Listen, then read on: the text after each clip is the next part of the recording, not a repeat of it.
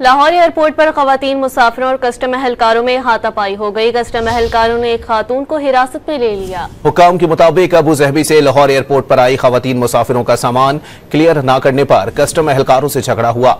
खातून मुसाफिरों और कस्टम एहलकारों ने एक दूसरे को थप्पड़ मार दिए। कस्टम हुकाम ने कहा कि वाक़ये का मुकदमा दर्ज करके कानूनी कार्रवाई की जा रही है। लाहौर एयरपोर्ट पर खवातीन मुसाफिरों और कस्टम एहलकारों में हाथापाई हो गई। कस्टम एहलकारों ने एक खातून को हिरासत में ले लिया। हुकाम के मुताबिक अबू ज़हबी से लाहौर एयरपोर्ट पर आई खवातीन मुसाफिरों का सामान क्लियर न करने पर कस्टम एहलकारों से झगड़ा हुआ।